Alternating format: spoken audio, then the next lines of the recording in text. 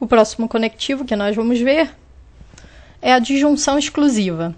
Ele é parecido com a disjunção que nós já vimos, o ou, mas tem uma diferença bastante importante.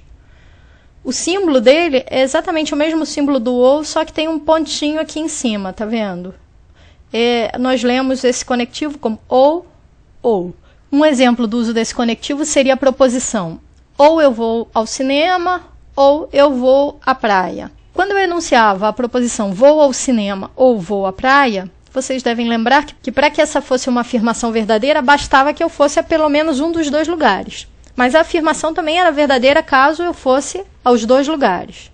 Já no caso desse conectivo, se eu disser ou vou ao cinema ou vou à praia, então para que essa afirmação seja verdade, é necessário que apenas uma das duas coisas ocorra. Quer dizer, se eu for ao mesmo tempo ao cinema e à praia, essa proposição ela será falsa. Por isso se chama disjunção exclusiva, porque apenas exclusivamente, uma das duas proposições simples deve ser verdadeira para que o resultado da proposição composta seja verdadeiro. Vamos ver exemplos. Para começar, ou o Brasil é o nome de um país, ou o Brasil fica na América do Sul. Brasil é o nome de um país e fica na América do Sul. Logo, as duas proposições simples aqui são verdadeiras. Isso faz com que a proposição composta, nesse caso, seja falsa. Nosso próximo exemplo, ou a Terra é um planeta, ou água é fogo. A Terra é um planeta e água não é fogo. Então, é verdade que uma dessas alternativas e apenas uma é verdadeira. Logo, a proposição resultante é verdadeira. Nosso último exemplo, ou o Sol é um planeta, ou água é fogo. Sol não é um planeta e água não é fogo. Logo, essa proposição é falsa, porque nenhuma dessas duas proposições simples aqui é verdadeira. Vamos olhar agora a tabela verdade dessa disjunção exclusiva. Dessa vez já temos a tabela preenchida.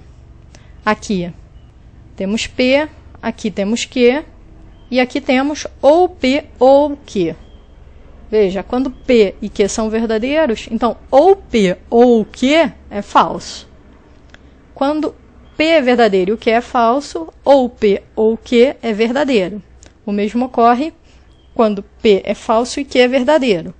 Mas caso os dois sejam falsos, então ou P ou Q é uma proposição falsa. A negação do ou P ou Q é uma coisa bem interessante. Para que a proposição ou P ou Q seja verdadeira, é necessário que um deles seja verdadeiro e o outro seja falso. Logo, essa proposição ela é exatamente o oposto do C e somente C, no qual você tinha que ter aqui. Para que a proposição P, C e somente C fosse verdadeira, ou as duas proposições elementares deveriam ser verdadeiras, ou ambas falsas. Aqui ocorre justo o contrário. Então, a negação do ou P ou Q é exatamente o P, C e somente C, Q. Vamos trazer de volta aqui para o lado o P, C e somente C, Q. A gente lembra que P, C e somente C, Q, quando os dois são verdadeiros, nós temos verdadeiro aqui. Se P é verdadeiro e Q é falso, nós temos falso aqui. Quando o primeiro é falso e o segundo é verdadeiro, também é falso. E quando os dois são falsos, o resultado aqui, aí sim é verdadeiro, porque essas duas proposições são equivalentes. Então, como vocês podem ver, a disjunção exclusiva é a negação da equivalência, e a equivalência é a negação da disjunção exclusiva. Bastante natural, porque no caso da equivalência, você está dizendo que se uma das duas proposições for verdadeira, a outra também vai ser, e se uma for falsa, a outra também vai ser. E no caso da disjunção exclusiva, você está dizendo exatamente o oposto disso, que se uma for verdadeira, a outra será falsa, e se uma for falsa, a outra será verdadeira. Agora vamos fazer alguns exercícios sobre os assuntos que nós vimos. Nessa primeira questão diz o seguinte: Pedro ir ao mercado é condição necessária para Maria ver a novela e é condição suficiente para João jogar futebol. Por outro lado, Gabriel não escrever um livro é condição necessária e suficiente para Clara casar e é a condição necessária para João jogar futebol. Clara não casou. Logo, e aí vem as alternativas. Nós já sabemos como devemos proceder para resolver esse tipo de questão. A primeira coisa é anotar as proposições dadas no enunciado e identificá-las com letras. Então, aqui eu tenho as proposições P, Pedro vai ao mercado, M, Maria vê a novela, J, João joga futebol, G, Gabriel escreve um livro e C, Clara casa. Agora vamos anotar aqui do lado, usando a simbologia que a gente aprendeu, as proposições que nos são dadas no enunciado. Então, a primeira proposição diz que Pedro ir ao mercado é condição necessária para Maria ver a novela. Isso significa que se Maria vê a novela é porque Pedro foi ao mercado.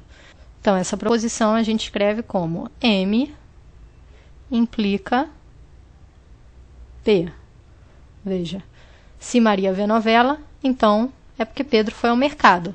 Pedro ir ao mercado é condição necessária para que Maria veja a novela.